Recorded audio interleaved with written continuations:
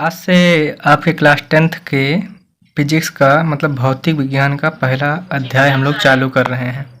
इसमें पहला चैप्टर आपका क्या है? लाइट, प्रकाश का परावर्तन तथा अपवर्तन। तो सबसे पहले हम बात करते हैं प्रकाश। प्रकाश है क्या? प्रकाश ऊर्जा का एक रूप है। प्रकाश ऊर्जा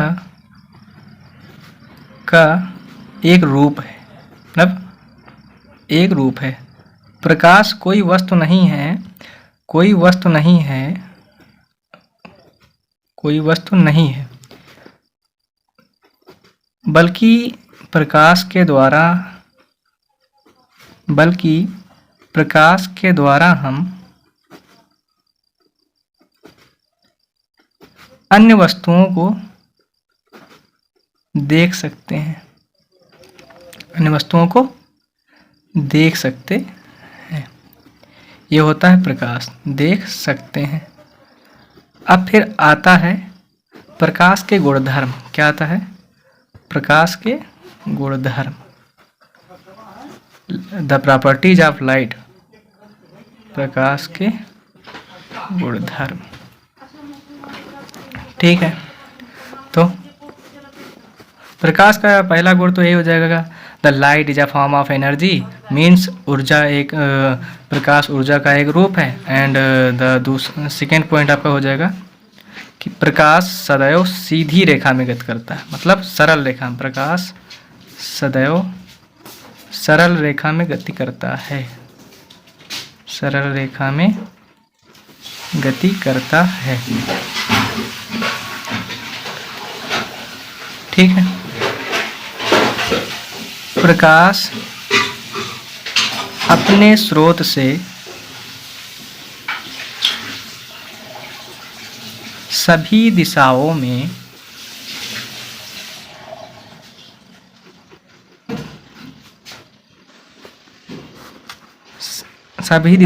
गति करता है।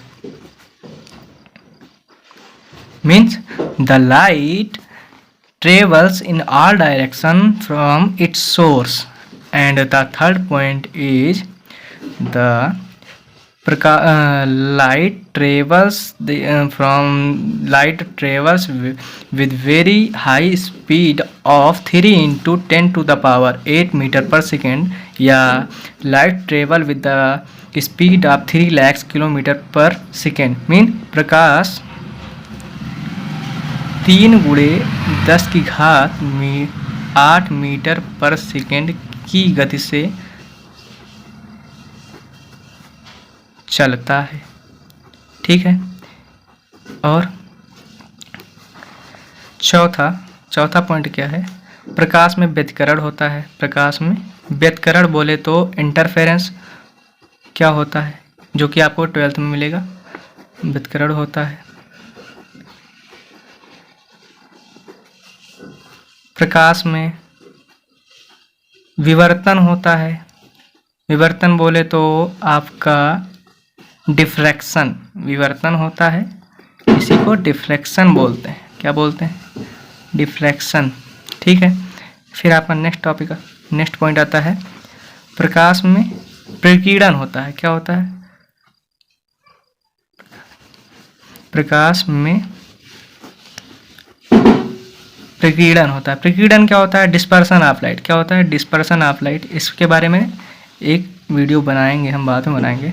अभी तो हम बस पहला वीडियो बना रहे हैं, तो इसमें सिर्फ इंट्रोडक्शन दिया है और ये अपनी क्लास धीरे धीरे से स्टार्ट करेंगे, ठीक है।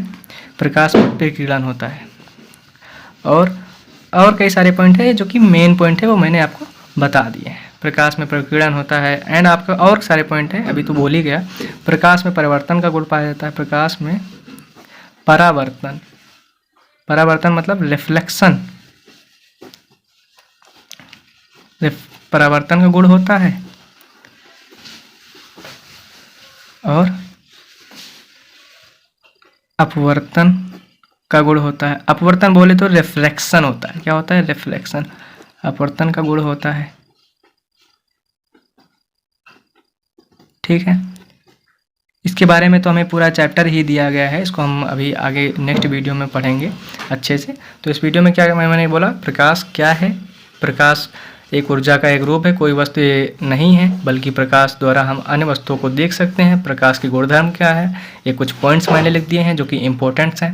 अब फिर आपका इसमें दिया है गोलीय दर्पण। क्या टॉपिक दिया है, गोलीय दर्पण। गोलीय दर्पण क्या होता है, दर्पण क्या होता है, दर्पण एक ऐसा ग्लास प्लेट बोल सकते हैं या ग्लास प्लेट होता है, इसमें एक तरफ पॉलिश होता है। क्या होता है, एक तरफ पॉलिश होता है। गोलीय दर्पण, किसी गोले का गोलीय दर्पण, किसी गोले का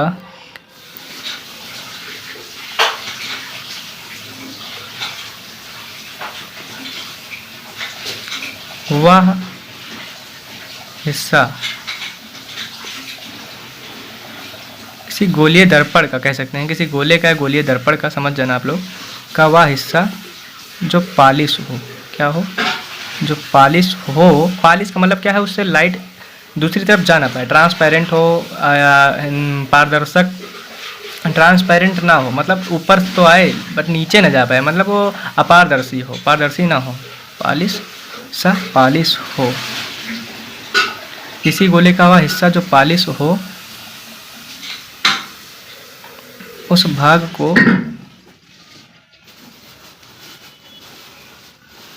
गोलीय दर्पण कहते हैं। लैंग्वेज पे आप मत जाना, लैंग्वेज में समझाना चाह रहा हूँ बस। लैंग्वेज थोड़ी आपको कम मिलेगी, लैंग्वेज के लिए आपको नोट्स मिल सकते हैं, कई सारे ऐप हैं, कई सारे वीडियोस हैं, उस पर देख सकते हैं। ठीक है, गोलीय दर्पण आप बुक से भी देख सकते हैं, नोट तो सबसे बढ़िया बुक ही तैयार किया जा सकते हैं। गोलीय दर्पण, उस भाग को गोलीय दर्पण कहते हैं। अब आपकी गोलीय दर्पण भी कई तरह के होते हैं। क्या होता है, उत्तल दर्पण होता है, अवतल दर्पण होता है और समतल दर्पण होता है। उत्तल दर्पण क्या होता है, अब इसके बारे में हम बताया दे रहे हैं कौन कौन से पार्ट हैं, उसके ऊपर वीडियो आप बहुत लंबी हो जाएगी, वो हम अलग पार्ट बनाएंगे। उत्तल दर्पण होता है, अवतल दर्पण होता है